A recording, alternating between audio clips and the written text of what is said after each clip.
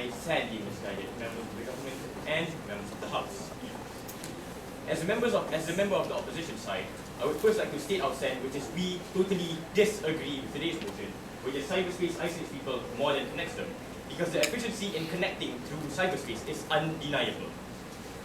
Before I move on with my point contentions, I would first like to rebut the points given forth by the government side.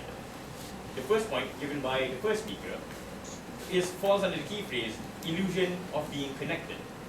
She stated that the cyberspace could be boiled down to Facebook, in which most of the argument circulates around Facebook and the usage of cyberspace to the point where we are not connecting with people in real life. Well, this is just an assumption and an overgeneralization, because not everyone who uses cyberspace to connect with other people suddenly loses the ability to connect with people in real life. And the point simply falls when we know that if there is someone, there is always people who can connect with people through cyberspace and at the same time can maintain relationships with people in real life. Now, the second point, which falls under the key phrase, it robs people of real connections in the real world. Again and again in her contentions, we hear the phrase, the baby died. This doesn't prove anything aside from showing how cyberspace is user dependent. Just because a few couples neglected their child doesn't mean in any way cyberspace is the only cause of child neglect. And it does not mean that in any way everyone who uses cyberspace suddenly doesn't care about their child. Yes, ma'am. There have been countless cases of parents like this. It is not just a few of them, and countless of babies have already died while the parents were on cyberspace. Thank you, ma'am. If countless of babies have already died just because the parents are on cyberspace, then I don't know why cyberspace hasn't been banned from households yet. Now, I simply could not rebut their third point because there is no such thing as the government's third point. Now, with the rebuttals out of the way, I would like to move on with the opposition's second contention, which falls under the key phrase, connects the world. As stated by my first speaker, information travels fast with cyberspace. In times when cyberspace didn't exist yet, you need to wait months, or if you're lucky, a few weeks to know news about an earthquake that happened in a different province. And even the information can only be transferred through a courier on horseback giving a letter to your king. With cyberspace, we are able to learn about world events such as the Japan and Haiti earthquake in mere minutes, ladies and gentlemen. And in mere days, we are able to have charity runs and donation funds set to unite humanity to help these countries facing these type of disasters. And isn't this a type of connection, ladies and gentlemen? We are connecting people through these disasters to be able to solve problems. So not only are we connecting people with cyberspace, because it is just an efficient medium of communication, we are also solving problems with cyberspace. But that's besides the point. Now, even with the reactor meltdown happening in Japan, it only took a few minutes for people around the world to pick up the news that there might be a radiation problem in Fukushima. And besides world events, scientific breakthroughs or findings could also be publicized just through the internet. Compare these two findings. Isaac Newton's discovery of gravity, which was published through a book, and the discovery of the Higgs boson, which was publicized through the cyberspace. Isaac Newton needed to write a book and publish it, which needed money. If it wasn't for Sir Edmund Halley, the book would have never been published because he was low financially to the point where he couldn't publish a book. He can't afford it. While in cyberspace, it's cheaper, as stated by my first speaker, and more people can get exposed to it. Now I would like to move on with our third point, which falls under the key phrase, gives more opportunities to connect and communicate. Imagine this situation, ladies and gentlemen. You are deaf. You could not communicate with normal people in real life because you lack speech, and you could only communicate through sign language, which not everyone knows. But you can read and write. Now, which medium of communication uses text as a main way to convey ideas? Oh yeah, it's cyberspace, isn't it? Now, through cyberspace, you can write through text, such as Facebook's chat feature. And because of this, you could connect with normal people like you could never have in real life. So if this isn't connecting people through cyberspace, then I simply do not know what is. With that, we the opposition would like to restate our stand, which is we simply disagree with today's motion. Cyberspace isolates people more than connects them, because the efficiency in cyberspace to connect people is simply undeniable. Thank you.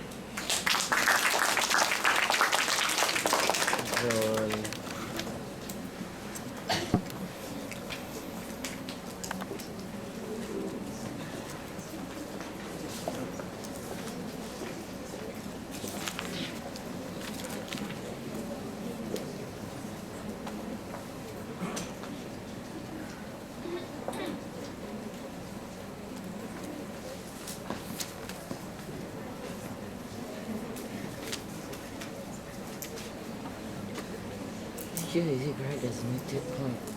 No, yes. Yeah, but they didn't give the third point. She forgot. Oh. She forgot. Yeah, they were running out of time. Maybe No. She actually said has 1 another minute. 1 minute. Yeah. 1 minute ago. And then she thought that it's over already. So that's why she ended. So that's Because it's finals, they started like at 5. and then she's the first one. Yeah, because Faiz just now the quarantine was quite big. So, in the nearby province, but just now they started like different provinces, especially in the province. Because it's a final thing.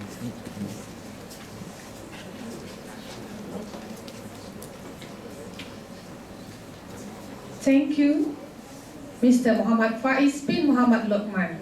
We have heard the points raised by the second speaker from the opposition. This session continues with Noor Aisha Arina binti Sulaiman, the third speaker from the government team.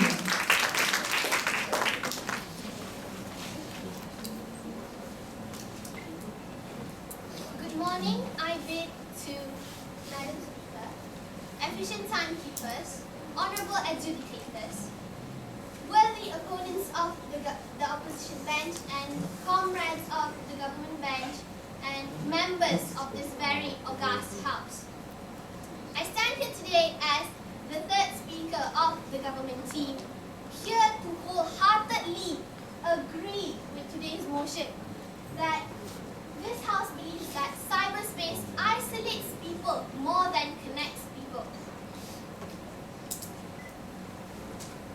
Now, I feel obliged to retell you what my first speaker has stated, that we define cyberspace as electronic medium of computer networks and isolate as to be cut off from others and connecting as in to be joined or joined.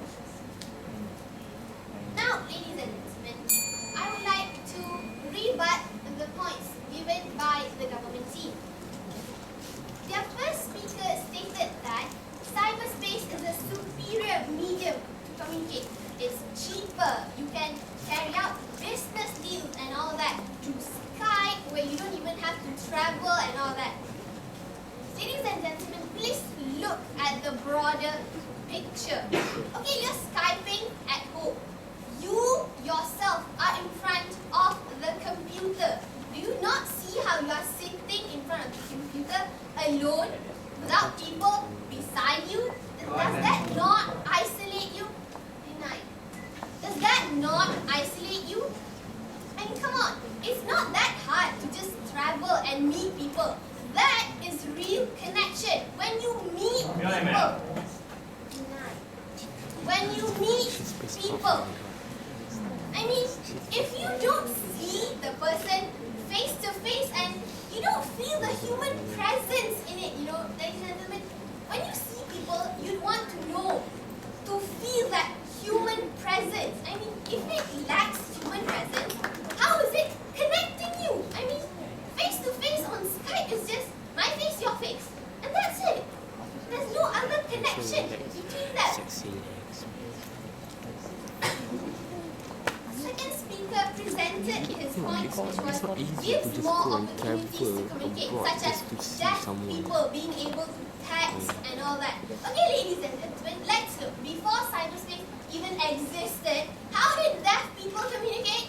They used sign language, which is considered as to be one of the 5 senses of the human. Okay, ladies and gentlemen, this has gone very well for how many centuries and decades to be counted? By saying that they can still use sign language doesn't mean in any way everyone will know sign language for the deaf people to communicate. So you see, ladies and gentlemen, he still doesn't understand it. Okay? Sign language uses the human interaction. You don't need cyberspace to do sign language. Can you not see that? The second speaker also stated of how you can know about the events happening all around the world in just one click away with cyberspace. Okay, ladies and gentlemen, let's just say you know about the nuclear reactor exploding in Japan. Hooray! I can go to Japan, is it? No. I'm not connecting with those people. I can't go there and comfort them saying, oh, I'm so sorry. If you can't do that, what's the point of knowing? If you can't go there to comfort the people who went through that nuclear reaction, what's the point of even knowing they went through a nuclear reaction? Oh, I can type, sorry, condolences. You can actually watch a funny movie while typing that. You won't really feel sorry for them. You don't feel it because you're not there with them. I need to wrap up this session. Before I take my seat as the third speaker of the government team, I would like to reaffirm that we of the government team wholeheartedly agree with today's motion that this House believes that cyberspace isolates people more than connects them. Thank you.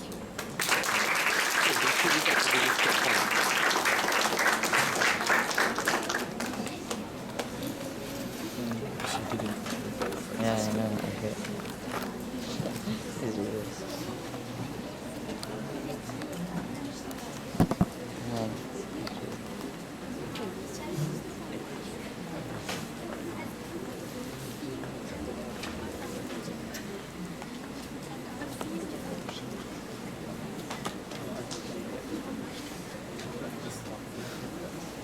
Because it's tired.